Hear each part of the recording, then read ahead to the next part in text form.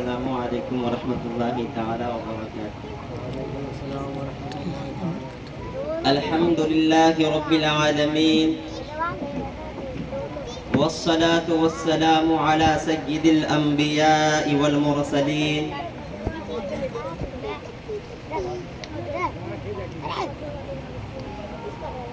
اعوذ باللہ من الشیطان الرجیم ببرکت بسم اللہ الرحمن الرحیم۔ قال النبی صلی اللہ تعالی علیہ وسلم العلماء ورثۃ الانبیاء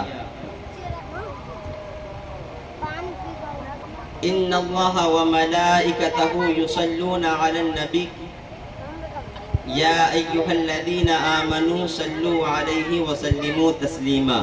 اللہم صلی علی سیدنا شفیعنا حبیبنا مولانا محمد بارک وسلم صلو علیہ الصلاۃ وسلام علیک یا رسول اللہ صلی اللہ تعالی علیہ وسلم۔ محترم سامعین اکرام، ابھی میں نے خطبہ مسنونہ میں ایک حدیث پاک پڑھی ہے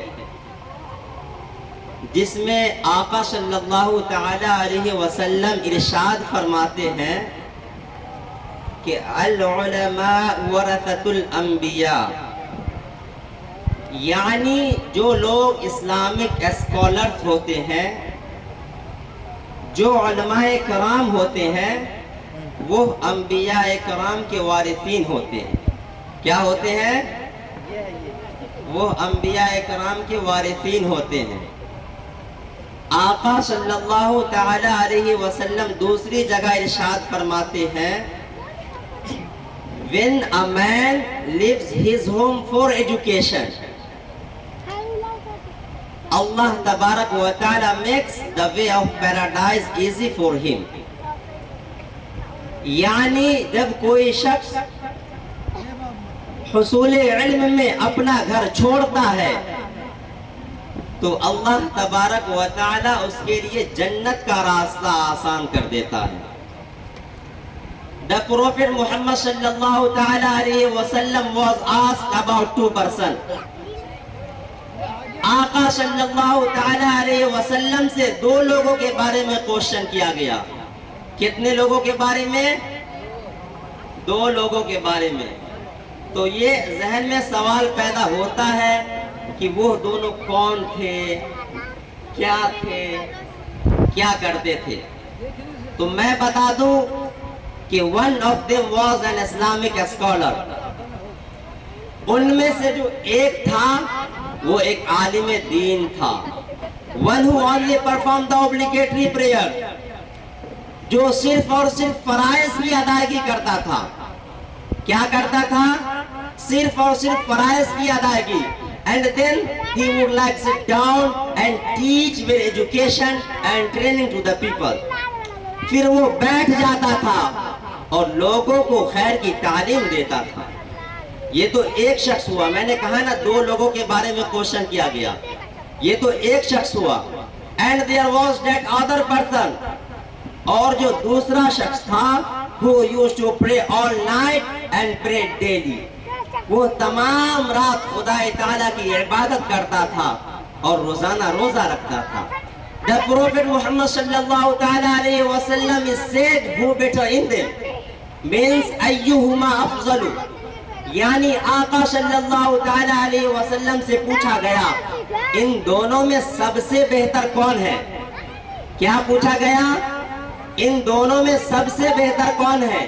تو آقا صلی اللہ تعالی علیہ وسلم نے ارشاد فرمایا کہ وہ شخص جو صرف اور صرف فرائض کی ادائیگی کرتا ہے اور بقیہ اوقات اللہ تبارک و تعالیٰ کی دین کی نشر و ارشاد میں صرف کر دیتا ہے، اس شخص کی فضیلت اس شخص پر جو تمام رات خدا تعالیٰ کی عبادت کرتا ہے اور روزانہ روزہ رکھتا ہے، اس پر اس طرح ہے جیسے کہ فضلی علی ادناکم، جیسے کہ میری فضیلت ایک ادنا صحابی پر ہے۔ اسی طرح ایک عالم دین کی فضیلت ایک چور پر نہیں، ایک چور پر نہیں، ایک ڈاکو پر نہیں، ایک بدمعاش پر نہیں، बल्कि एक इबादत गुजार पर। आलिमों का मर्तबा बुलंद है। Let's go to other side. अब चलो आप लोगों को दूसरी बात बताता हूँ। There should be a doctor in the family. कौन कौन मानते हैं कि फैमिली में एक डॉक्टर होना चाहिए? मानते हैं ना कि फैमिली में एक डॉक्टर होना चाहिए।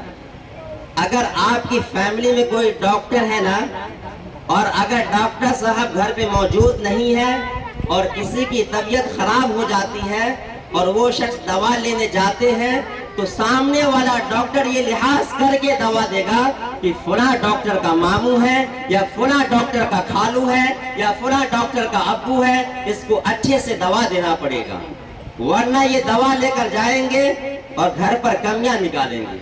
तो फैमिली में एक डॉक्टर भी होना चाहिए।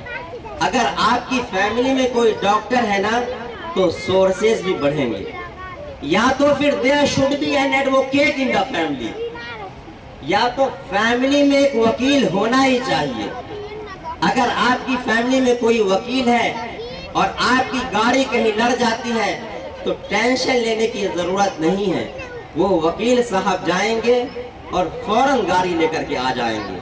तो फैमिली में एक वकील भी होना चाहिए।